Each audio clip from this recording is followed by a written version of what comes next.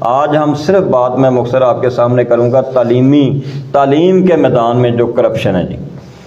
کیونکہ ہماری یہ خواہش ہے بچوں کے ٹیچر ہونے کی حیثیت سے اور ایک ادارے کے سربراہ ہونے کی حیثیت سے کہ آپ کے گوش گزار چند باتیں کی جائیں، جس کو بھی اللہ تعالیٰ کل کو موقع دے وہ پاکستان کے نظام تعلیم کی اصلاح کے لیے ضرور اپنی خدمات جو ہے پہلے بھی آپ یقیناً کر رہے ہیں، تو جہاں جس دوست کو موقع ملے وہ ضرور، اور آپ کے علم میں ہو کہ کیا ہونا چاہیے اور کیا کمی ہے۔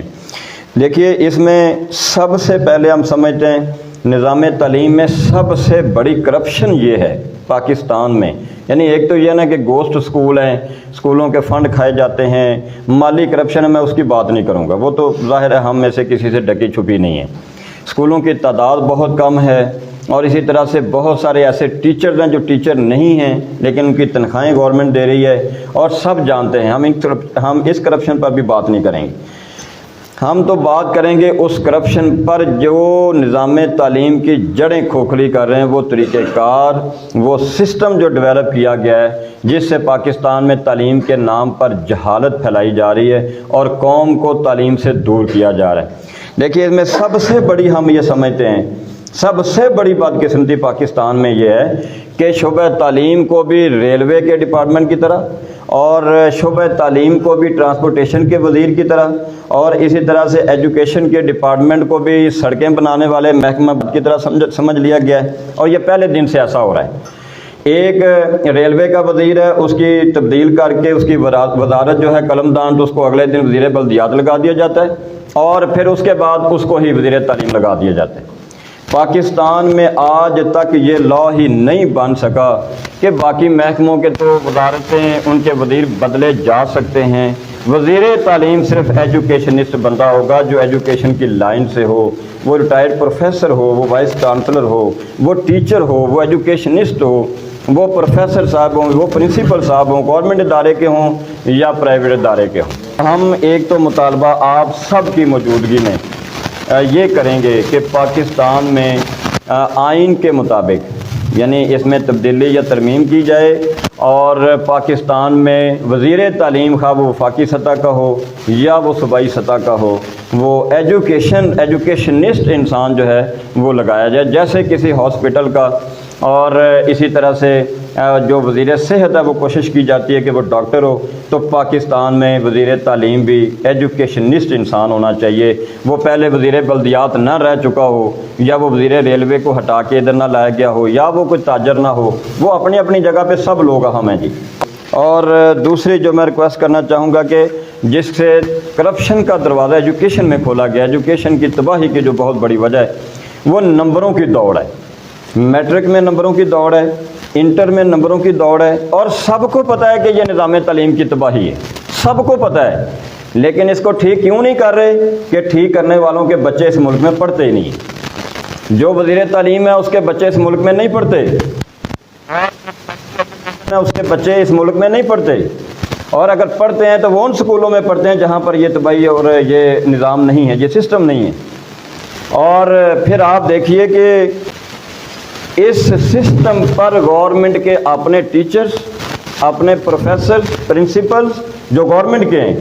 ان کا اپنا اعتبار بھی سسٹم پر نہیں ہے، اور اس کی سب سے بڑی دلیل یہ ہے کہ جو اپنے بچوں کو باہر نہیں بھیج سکتا وہ اپنے بچوں کو گورنمنٹ کے اسکولوں میں نہیں پڑھاتا۔ گورنمنٹ کے پرنسپل ہیں، گورنمنٹ اسکول کے پرنسپل ہیں، گریڈ 21 کے آفیسر ہیں، لیکن اپنے بچے گورنمنٹ اسکول میں نہیں پڑھتے۔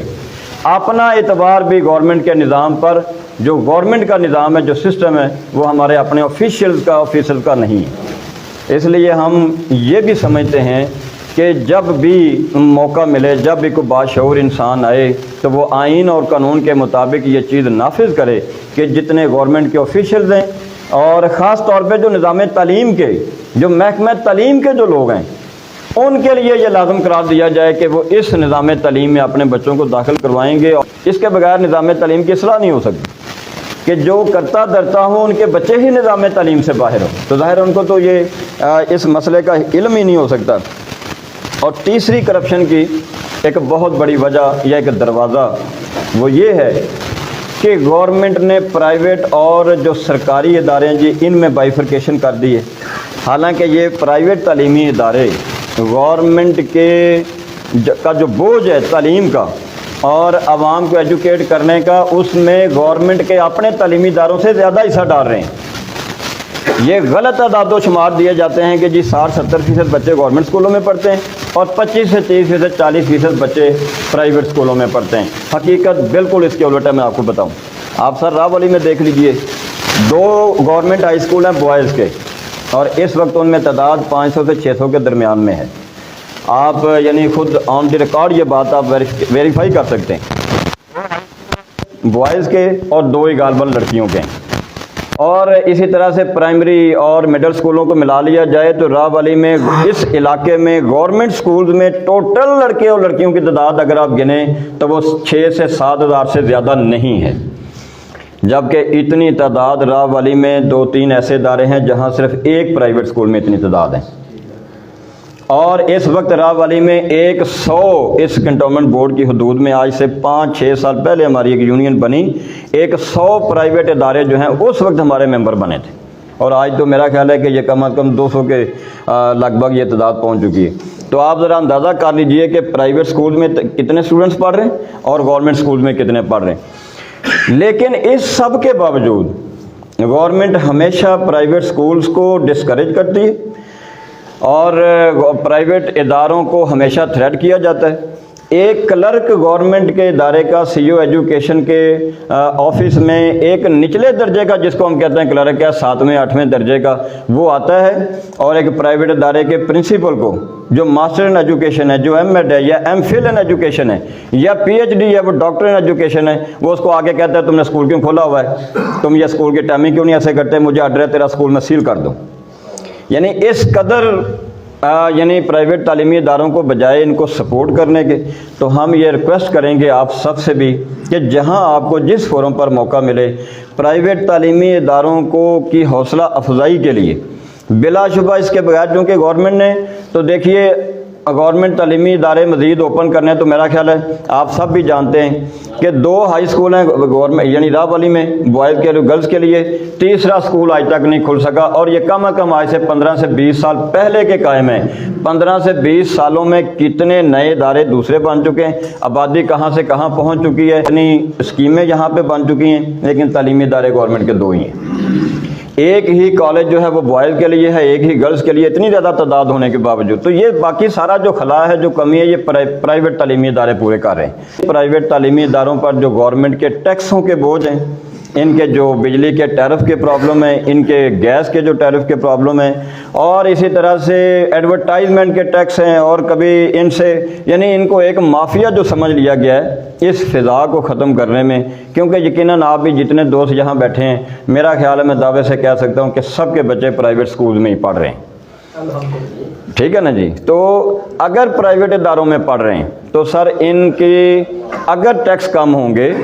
اگر گورنمنٹ فیسیلیٹیٹ کرے گی تو یقیناً پرائیویٹ اسکولوں کی فیسیں کم ہوں گی۔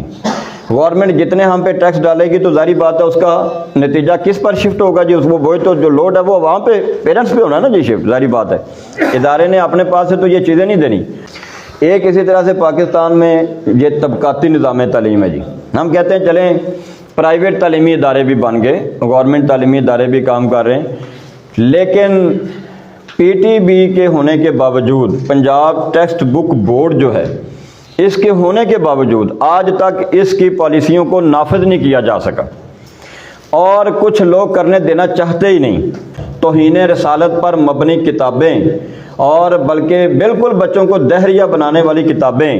ایسے ادارے موجود ہیں، ان کی کتابوں پرنٹ کرنے کے لیے علیحدہ ادارے موجود ہیں، اور یہ بھی ایک اوپن سیکرٹ جس کو ہم کہتے ہیں، سب جانتے ہیں کہ یہ کون سے ادارے ہیں، ان کے نام کیا ہیں۔ یہ جو ایک طبقاتی نظام تعلیم پاکستان میں جو قائم کیا گیا ہے، اور حالانکہ ہمارا نہ آئین اور نہ قانون اس کی اجازت دیتا ہے، اور پھر جب ان اداروں سے بچے پڑھ کر آتے ہیں تو وہ ظاہری بات ہے یہ وہی لوگ ہوتے ہیں جو پھر پاکستان کے بارے میں، اور پھر آقا نامدار حضرت محمد رسول اللہ صلی اللہ علیہ وسلم کے بارے میں، اور پھر اللہ اور قرآن کے بارے میں، یہ سارے جو ہم اس طرح سے موچ گافیاں سنتے ہیں، ہم یہ سمجھتے ہیں یہ ساری سوچ، یہ پیچھے لابنگ ہی جو ہے، یہ ساری اسی طبقاتی نظام تعلیم کی وجہ سے ہے کہ عوام کی سطح پر پاکستان کے لیے عوامی سوچ اور ہے، اور اس ایلیٹ کلاس کی سوچ ہی اور ہے۔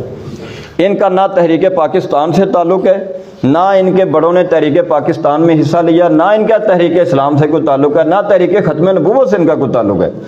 ایک ریکویسٹ میری اور بھی ہے، پاکستان میں ایجوکیشن کے میدان میں کرپشن کے حوالے سے ایک بہت بڑی کرپشن یہ ہے سر کہ پاکستان کے نظام تعلیم میں گورنمنٹ ادارے ہوں یا پرائیویٹ ہوں، تعلیم کی کتابیں تو بہت ہیں، میتھ پڑھایا جا رہا ہے، ابھی سر آپ کے سامنے بتا رہے تھے، سائنس پڑھائی جا رہی ہے، تربیت کے بارے میں ایک بھی کتاب نہیں۔ 8 سے 10 سبجیکٹس ہیں، اردو ہے، انگلش ہے، فزکس ہے، کیمسٹری ہے، بایو ہے، میتھ ہے اور سارا کچھ ہے، تربیت کے بارے میں ایک کتاب بھی نہیں ہے کہ جس میں بچوں کو بتایا جائے، جس میں بچوں کو کچھ ان کی مینٹرنگ کی جائے، ان کی کچھ تربیت کی جائے۔ بہت خوشی ہوئی ہمیں قرآن مجید کا ترجمہ الحمدللہ، جو اگرچہ اس سے پہلے آئینی طور پہ یعنی منظور ہو چکا تھا، کسی حکومت نے ہمت نہیں کی، چلیں ایک جج صاحب نے، جسٹس صاحب نے اس کے اوپر یہ اسٹیپ لیا اور حکومت نے بھی اس کو قبول کیا اور پاکستان میں ترجمہ جو ہے وہ قرآن کا الحمدللہ، یہ آپ میں سمجھتا ہوں آپ سب کو کریڈٹ اس کا جاتا ہے۔ پاکستان کے نصاب میں بچوں نے اسکول میں قرآن کا ترجمہ پڑھنا شروع کیا، لیکن قرآن کا صرف ترجمہ پڑھنا ہی کافی نہیں ہے۔ وہ قرآن کہہ کیا رہا ہے جی؟ اللہ تعالیٰ نے قرآن جو فرمایا نا، الذین ان مکناہم فی الارض اقاموا الصلاۃ وآتوا الزکاۃ، جن لوگوں کو ہم دنیا میں حکومت دیں، اتھارٹی دیں، پاور دیں، اسٹیٹ کا مالک بنا دیں، ریاست میں ان کو ہم عزت اور حکومت اور اقتدار دیں، وہ کیا کریں گے؟ 4 کام کریں گے۔ اقاموا الصلاۃ، پہلا کام ہے نماز کا سسٹم قائم کریں گے۔ نمبر 2 زکوٰۃ کا سسٹم قائم کریں گے۔ نمبر 3 وہ امر بالمعروف کریں گے، اور چوتھا کام برائی سے روکیں گے۔ قرآن کا ترجمہ تو سر پڑھایا جا رہا ہے، لیکن بہت بڑی بدقسمتی ہے کہ بچہ 1 کلاس سے لے کے میٹرک تک اسکول میں ظہر کی نماز اپنی ضائع کر کے جاتے ہیں۔ ہم اس کو ضائع ہی کہیں گے۔ جو یہ کہتے ہیں جی گھر میں آ کے بچے پڑھ لیتے ہیں، ہم جانتے ہیں وہ نہیں پڑھ سکتے۔ 2 بجے اسکول سے چھٹی ہوتی ہے سر، بچہ کتنے بجے گھر میں پہنچتا ہے؟ وہ کس وقت جا کے ظہر کی نماز پڑھتا ہے؟ جو بچہ 3 بجے 3:30 بجے پہنچتا ہے، چونکہ ہر بچہ اسکول کی گلی سے اسکول میں نہیں آ رہا، وہ گاڑیوں پہ آنے والے بچے ہیں، دور سے آنے والے بچے ہیں زیادہ تر۔ یہ ظہر اور قرآن کا ترجمہ پڑھایا جا رہا ہے اور ظہر کی نماز بچوں کی جو ہے اس کے اوپر یہ آرڈر ہونا چاہیے اس اسلامی سلطنت میں، ریاست میں، اسٹیٹ میں، ہر پرائیویٹ ادارہ۔ اور جیسے بہت ساری پالیسیز جو ہیں بائی فورس بند کر دو، اسکول بند ہو جاتے ہیں، بھئی یہ ٹائم ہوگا، اسی ٹائم پہ کھلے گا، سردیوں میں بند، گرمیوں میں بند۔ تو جب ایسے قوانین نافذ کیے جا سکتے ہیں، نماز کا سسٹم نافذ کیوں نہیں کیا جا سکتا؟ اور جمعے والے دن یہ آرڈر ہونا چاہیے، پالیسی ہونی چاہیے کہ اسکول میں چھٹی 11 سے 12 کے درمیان ہو جائے۔ جن پرائیویٹ اسکولوں میں 1 بجے چھٹی ہو رہی ہے جی جمعے والے دن، آپ مجھے بتائیے وہ بچے جمعہ کس وقت اور کس مسجد میں جا کے پڑھتے ہیں؟ وہ بچے 10-12 سال جمعہ بھی نہیں پڑھتے۔ ایک ریکویسٹ میں اور بھی کروں گا، تعلیم کے میدان میں جو کرپشن ہے جی، یہ دینی نظام تعلیم اور جو اسکول ایجوکیشن ہے، جو ہماری عام جو مروجہ جو نظام تعلیم ہے، اسکولز، کالجز، یونیورسٹیز ہیں، ہم یہ کہتے ہیں کہ بورڈ میں ایک بچہ فرسٹ آتا ہے، 1 نمبر صرف اس نے زیادہ لیا دوسروں سے، اچھی بات ہے، وزیر اعلیٰ، محترم وزیر اعلیٰ اس کو 1,00,000-1.5 روپے پرائز دیتے ہیں، پورے ملک میں اس کی کوریج، پورے صوبے میں کوریج کی جاتی ہے کہ جی یہ فلاں بورڈ میں بچہ فرسٹ ہے۔ یہ بچے بھی ہمارا سرمایہ ہیں، ہمارے بچے ہیں، یہ بہت اچھی بات ہے کہ چلیں وزراء اور حکومت ان ذہین بچوں کی سرپرستی کرے، ان کی حوصلہ افزائی کرے۔ لیکن ہم یہ کہتے ہیں پاکستان میں 5 دینی بورڈ ہیں، دینی بورڈ۔ اہل حدیثوں کا وفاق المدارس السلفیہ ہے، جماعت اہل سنت کا اپنا بورڈ ہے وفاق المدارس کا، وفاق المدارس الشیعہ ہے، اسی طرح سے وفاق المدارس العربیہ ہے جس میں بہت سارے تعلیمی ادارے ہیں جو مدرسے ہیں جی، اور اسی طرح سے جماعت اسلامی کے جو مدارس ہیں، رابطہ الاسلامی وفاق المدارس کے نام سے ان کا ایک بورڈ ہے۔ 5 بڑے دینی بورڈ ہیں سر پاکستان میں، اور ہزاروں مدرسے ہر بورڈ سے اٹیچ ہیں۔ ہر سال ان کا بھی وفاق کا پیپر ہوتا ہے،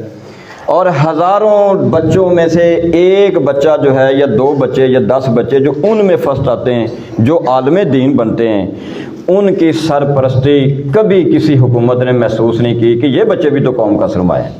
یہ بھی ملک و ملت کے بچے ہیں۔ اور یہ بچے 7-8 سال قرآن کا ترجمہ اور تفسیر پڑھتے ہیں، اتنی بڑی کتابیں، اور علماء کے سامنے کئی سال بیٹھ کے علم حاصل کرتے ہیں، اور پھر روکھی سوکھی کہا کہ 6 حدیث کی کتابیں یاد کرتے ہیں پڑھتے ہیں، ان میں جو بچہ عالم دین جو بن کے فرسٹ ہو کے نکلا، کیا یہ قوم کا سرمایہ؟ کسی وزیر اعلیٰ کو یہ کبھی توفیق نہیں ہوئی، کبھی وزیر اعظم کو توفیق نہیں ہوئی کہ وہ یہ کہے کہ بھی ہر دینی بورڈ میں جو بچہ فرسٹ آئے گا اس کو بھی ہم 2 لاکھ روپیہ دیں گے۔ یہ بھی پاکستان میں ایجوکیشن میں بہت بڑی کرپشن کی ایک بہت بڑی مثال ہے، اور یہ بدقسمتی بھی ہم سمجھتے ہیں ان علماء کی سرپرستی بھی حکومت کا کام ہے۔ اور 35 سے 40 لاکھ بچے اس وقت ہمارے مدارس میں پڑھ رہے ہیں جی، 35 سے 40 لاکھ، 15 سے 20 ہزار ہر سال علماء مدارس سے فارغ ہوتے ہیں۔ ان علماء کے لیے کوئی پالیسی نہیں، کوئی جاب نہیں ہے۔ 1 یا 2% بیچارے کسی طریقے سے دھکے کھا کے اسکولوں میں اسلامیات کے ٹیچر لگ جاتے ہیں، باقی 98% علماء جو ہیں وہ بیچارے مساجد میں اور مدارس میں اپنی مدد آپ کے تحت۔ اور پھر لوگ کہتے ہیں جی یہ بڑی فرقہ بازی ہے جی، یہ ایسا کر رہے ہیں جی، اتنی تنخواہیں لے رہے ہیں، مسجد پہ قبضے کیے ہوئے ہیں۔ ہم یہ کہتے ہیں عرب ممالک کی طرح آپ ان کی سرپرستی کیوں نہیں کرتے؟ اس وقت سعودی عرب میں اور عرب ممالک میں کسی مسجد کا عالم دین لگنا بالکل ایسا ہے جیسے سرکاری ہاسپٹل میں ڈاکٹر لگنا ہے، اس سے بھی زیادہ تنخواہ ہے اس کی، اور اتنا اس کا سٹیٹس ہے۔ تو جب یہاں پر بھی یہ ہو جائے، میں آپ کے توسط سے، کیونکہ اللہ کرے کہ آپ میں سے ہی ماشاءاللہ جتنے چہرے بیٹھے ہیں، اسی طرح سے اللہ تعالیٰ کسی کو چنتا ہے اپنے ملک کے لیے اور نظام چلانے کے لیے، آپ میں سے جس کو یہ موقع ملے جی، ان علماء کی سرپرستی، دینی مدارس کی سرپرستی بھی نظام تعلیم کی، وزیر تعلیم کی ذمہ داری ہے، اس کا فرض ہے کہ وہ اس کے اوپر بھی اپنی۔ تو اسی طرح سے ایک اور ریکویسٹ میں یہ کرنا چاہوں گا، کوئی قوال پاکستان میں مر جائے نا جی، فوت ہو جائے، انتقال کر جائے، کوئی قوال، کوئی ڈانسر، کوئی ایکٹر اور کوئی میوزیشین، ہاں جی گانے والا، کوئی طبلہ نواز،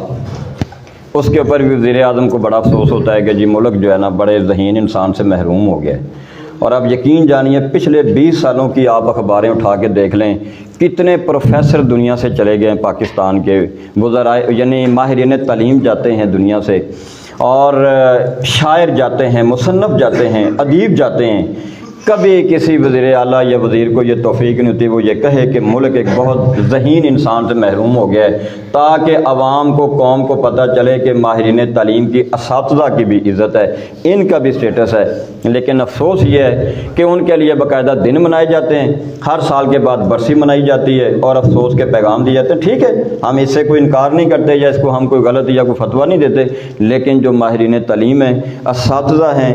اور اگر کوئی وائس چانسلر دنیا سے چلے جاتے ہیں، ہمارے وزراء کو، ہماری اتھارٹی کو، ہماری مشینری کو چاہیے ان کے اوپر ان سے زیادہ افسوس کا اظہار کریں، تاکہ بچوں کو یہ سبق ملے کہ تعلیم کی وجہ سے عزت بھی سب سے زیادہ عزت ہے۔ 2 چیزیں نظام تعلیم میں جی سب سے اہم ہوتی ہیں، ایک ہے استاد اور ایک ہے کتاب۔ یعنی جب ہم علم کی ڈلیوری کی بات کرتے ہیں اسکول میں، کالج میں، یونیورسٹی میں، مدرسے میں، جب ہم تعلیم یعنی آگے پہنچانے کی بات کرتے ہیں، نالج کو ٹرانسفر کرنے کی بات کرتے ہیں، نالج کو ٹرانسمٹ کرنے کی بات کرتے ہیں، ڈلیوری کی بات کرتے ہیں کہ یہ استاد جو ہے وہ بچوں کو علم ٹرانسفر کر رہے ہیں۔ 2 چیزیں ہیں، ایک استاد اور ایک کتاب ہے۔ ان دونوں چیزوں سے ہی ہمیشہ سے انسان علم حاصل کرتا ہے۔ استاد کتاب کی مدد سے بچوں کو، اور آپ دیکھیے اس کائنات میں بھی عظیم ترین جو ہستی آئی، اللہ کے پیارے پیغمبر صلی اللہ علیہ وسلم، آپ نے فرمایا بعثت معلماً، اور اللہ نے کتاب دے کر بھیجا۔ اور کتاب اور معلم یہی 2 نظام تعلیم کا حصہ ہوتے ہیں۔ یعنی ایک ٹیچر، ایک استاد، اس کے لیے لفظ کیا نکالا جی؟ ماسٹر۔ اور وہ ماسٹر طبلہ نواز کو بھی کہہ رہے ہیں، اور وہ ماسٹر جو ہے وہ بینڈ باجے والے کو بھی ماسٹر کہہ رہے ہیں، اور اسکول کے ٹیچر کو بھی ماسٹر کہہ رہے ہیں۔ اور آج تک ہم نے اس لفظ کو جو ہے وہ آج تک اسے جان نہیں چھڑوائی۔ استاد کی اس قدر تحقیر کہ یہ استاد ہے، یہ بچوں کی تقدیر اور قسمت بدلنے میں، تو سب سے زیادہ پاکستان میں ہم سمجھتے ہیں جو قابل تحقیر طبقہ اس وقت ہے نا جی ملک میں، وہ یہ اساتذہ کرام کا۔ نہ ان کی تنخواہیں، نہ ان کا کوئی سٹیٹس، نہ ان کے لیے کوئی رہائشی کالونی، ان کے لیے بھی کوئی ڈی ایچ اے میں ایک بلاک ہونا چاہیے تھا، چلیں گورنمنٹ کے سکولز کے لیے ہونا چاہیے تھا۔ آرمی سے ریٹائرڈ ہونے پر اگر عسکری ہومز ہیں، بہت اچھی بات، ہم کہتے ہیں کہ ظاہری بات ہے جنہوں نے قوم کے لیے کام کیا ان کو سہولتیں ملنی چاہیے۔ اسی طرح سے وابڈا ٹاؤن بن گیا، لیکن کیا سرکاری سطح پر کوئی اساتذہ کا بھی ٹاؤن ہے؟ کوئی اساتذہ کا بھی کوئی سٹیٹس ہے کہ بھئی یہ ٹیچر ہیں؟ سب سے بڑی ورک فورس آپ کو پتہ ہے کہ وہ ٹیچرز کی ہے۔ پاکستان میں سب سے زیادہ ملازمین کی تعداد آرمی کے بعد اساتذہ کرام کی ہے۔ آپ پرائیویٹ اور گورنمنٹ کے اسکول کی آپ جب کاؤنٹنگ کریں گے تو آرمی کے بعد سب سے زیادہ ملازمین جو ہیں وہ ایجوکیشن میں۔ لیکن افسوس کی بات یہ ہے کہ وابڈا کے ملازمین جو شاید چند % میں بھی نہیں آتے، ان کے لیے بہت مہنگی رہائشی کالونی موجود ہے، ہونی چاہیے۔ میں یہ نہیں کہہ رہا ہوں کہ یہ نہیں ہونی چاہیے، ٹھیک ہے، اس میں تو اور اضافہ ہونا چاہیے، لیکن اساتذہ اکرام کے لیے کوئی نہیں۔ تو پھر ظاہری بات ہے یہ اساتذہ اپنا سلسلہ چلانے کے لیے، گھر بنانے کے لیے، پھر ظاہری بات ہے یہ بھی کرپشن کریں گے، یہ بھی پھر اپنا جہاں ان کا زور چلے گا یہ کریں گے۔ تو اساتذہ اکرام کو ان کا سٹیٹس دلوانے کے لیے ضروری ہے کہ گورنمنٹ جو ہے وہ ان چیزوں پر بھی سوچے۔ اچھا آپ یہ پھر دیکھیے، آپ سب دوست یہاں بیٹھے ہیں، مجالس ہوتی ہیں، پروگرامز ہوتے ہیں، محافل ہوتی ہیں، برتھ ڈے پارٹی ہوتی ہے، اور اسی طرح سے کبھی کوئی اور پارٹیز فنکشنز ہوتے ہیں۔ اس میں یہ کیا ہے جی، یہ پولیٹیشین، یہ ایم پی اے صاحب، یہ ایم این اے صاحب مہمان خصوصی تشریف لا رہے ہیں، یہ وزیر صاحب تشریف لا رہے ہیں، یہ اس میں کونسلر صاحب تشریف لا رہے ہیں، مطلب اس پروگرام میں، اور اسی طرح سے جناب اس میں یہ ہمارے کمشنر صاحب تشریف لا رہے ہیں۔ کبھی نہیں زندگی میں سنا کہ کسی فیملی میں اپنے فنکشن میں مہمان خصوصی کے طور پہ کسی استاد کو بلوایا ہو۔ استاد تو جو اس میں تقریر کرے گا، باتیں کرے گا، یا کوئی ٹیچر کریں گے یا پروفیسر صاحب کریں گے، وہ تو یقیناً کوئی زندگی بدلے گی، کوئی زندگی کا سبق دے کر جائیں گے۔ تو یہ نہ صرف گورنمنٹ کی سطح پر ہے بلکہ عوامی سطح پر انڈیویجولی بھی ہم سب کو اس کے اوپر سوچنے کی ضرورت ہے۔ ہاں وہ پرائیویٹ ادارے کے ٹیچرز ہیں، وہ گورنمنٹ ادارے کے ٹیچرز ہیں، کالجز کے ٹیچرز ہیں، اکیڈمی کے ٹیچرز ہیں، بہرحال وہ استاد ہیں، تو ان کا جو سٹیٹس ہے، تو ہمیں بہرحال اس میں بہت ساری جو ہے وہ، اور ہم نے کبھی اپنے بچوں کی ملاقات بھی نہیں کروائی اساتذہ اکرام سے، کہ ہم اپنے بچوں کو کبھی لے کے چلیں کہ بیٹا آج ہم نا یونیورسٹی کے جو پروفیسر صاحب ہیں نا اردو کے یا انگلش کے، میں آج آپ کو ان سے ملوانے جاؤں۔ ہم بچوں کو بہت ساری شخصیات سے ملوانے جاتے ہیں، جو ہمارے ریلیشنز ہیں، بچوں کو پتہ چلے۔ تو اس پر ہمیں انفرادی سطح پر بھی، حکومتی سطح پر بھی میں یہ ریکویسٹ کروں گا کہ اس سوال کو آگے پہنچنا چاہیے۔ اور دوسری بات میں نے کی جی کتاب کی، 22 لاکھ کتابیں جو ہیں تقریباً، ان کا جی کہ ہر سال تقریباً 22 لاکھ کتابیں دنیا میں چھپتی ہیں ہر سال، اور ان میں سے آدھی کتابیں 11 لاکھ کتابیں ہر سال صرف امریکہ، چائنا اور برطانیہ میں چھپتی ہیں، اور پاکستان میں صرف 3 سے 4 لاکھ کتابیں چھپتی ہیں، اور وہ بھی اتنی مہنگی کر دی گئی ہیں، اتنے ٹیکس لادے گئے ہیں۔ انتہائی افسوس اور شرم کا مقام ہے۔ اب یقین جانیے کہ لنڈا بازار کے لیے بھی شاید کوئی حوصلہ افزائی کی پالیسی ہوگی، اور جوتے بیچنے کے لیے شاید پھر کوئی نہ کوئی نرمی ہوگی، لیکن کتابوں کے لیے کبھی وزیر تعلیم نے کوئی بیان ایسا نہیں دیا کہ ہم کتابیں سستی کریں گے، ہم سارے ٹیکس ختم کر رہے ہیں۔ اگر کوئی شاعر اپنی کتاب لکھنا چاہے، کوئی ٹیچر اپنی کتاب لکھنا چاہے تاکہ عوام کتابیں پڑھیں، کوئی علم ان تک پہنچے، یا اپنے ملک اور محبت، ملک اور اپنے مذہب کے بارے میں، یا اپنے آپ کے بارے میں، یا انسانیت کے بارے میں، اپنی آخرت کے بارے میں، اپنے بچوں کی تربیت کے بارے میں یہ کچھ سیکھیں۔ ٹھیک ہے، جو ای بکس ہیں، ای لائبریریز ہیں، اور انفارمیشن ٹیکنالوجی ہے، موبائل سے بھی کتابیں پڑھتے ہیں، لیکن بہرحال جو پرنٹڈ کتاب ہے جی، یہ علم حاصل کرنے کا ہمیشہ سے ذریعہ رہا ہے، اور اس نے ہمیشہ کے لیے رہنا ہی رہنا ہے۔ اور آج بھی آپ انٹرنیٹ سے سرچ کر لیجئے، میری یہ ریکویسٹ ہے کہ آپ حیران ہوں گے کہ امریکہ میں آج بھی یعنی لاکھوں کی کتاب میں تعداد میں، یعنی کتابیں لاکھوں کی تعداد میں کتابیں آج بھی چھپتی ہیں۔ لوگ یہاں کہتے ہیں جی وہاں تو جناب موبائل ہے نا، ہر بچے کو موبائل دے دیں تو موبائل سے آپ کتابیں پڑھیں۔ ہم کہتے ہیں کون کتابیں پڑھتا ہے موبائل سے؟ جتنے میرے بھائی یہاں بیٹھے ہیں، اگر میں آپ سے پوچھوں، ویڈیوز بے شمار آپ نے دیکھی ہوں گی، بے شمار چیزیں آپ نے ڈسکس کی ہوں گی، شاید ایک کتاب، شاید اللہ ماشاءاللہ کوئی دوست ایسے ہوں گے جنہوں نے چند کتابیں پوری موبائل سے پڑھی ہوں گی۔ یہ اس لیے بنا ہی نہیں تھا، سیدھی سی بات ہے جی، یہ کوئی اس لیے تھوڑا بنایا گیا تھا کتابیں پڑھیں، یہ تو ایک اضافی سہولت ہے، کیا پڑھیں۔ پرنٹڈ بک کی اہمیت ہمیشہ سے ہی رہی ہے، ہمیشہ ہی رہنی ہے۔ تو ہماری یہ بھی ریکویسٹ ہے کہ علم کا یہ جو ذریعہ ہے، یہ جو کتابیں ہیں، ان کو فیسیلیٹیٹ کیا جائے، اور ان کو چھپنے دیا جائے، اور ان کو چھاپنے والوں کی حوصلہ افزائی کی جائے۔